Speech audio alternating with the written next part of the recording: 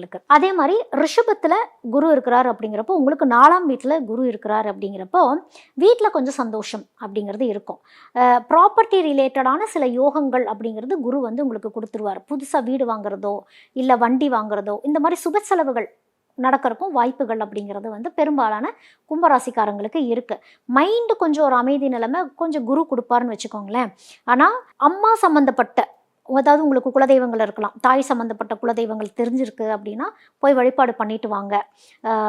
அம்மாவை கொஞ்சம் பத்திரமா பார்த்துக்கிறது, அம்மா மூலியமாக அம்மாவுடைய அம்மாவுடைய அப்பா இவங்க செஞ்ச தர்மங்கள் உங்களுக்கு வந்து தலை காக்கும் அப்படின்னே சொல்லலாம் இந்த 2026.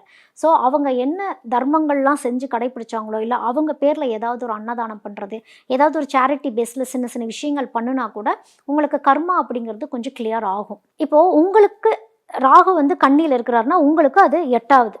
இந்த 8ல் போய் ராகு உட்காந்துருச்சு அப்படின்னால என்ன வேணாலும் பண்ணும். நல்லது பண்ணுமா கெட்டது பண்ணுமாலாம் தெரியாது. திடீர்னு ஒரு லக் அப்படிங்கிறத ஆக்டிவேட் பண்ணி விட்டுரும். ஏதாவது ஒரு சோர்ஸ்லேருந்து ஒரு பணத்தை கொடுக்கும்.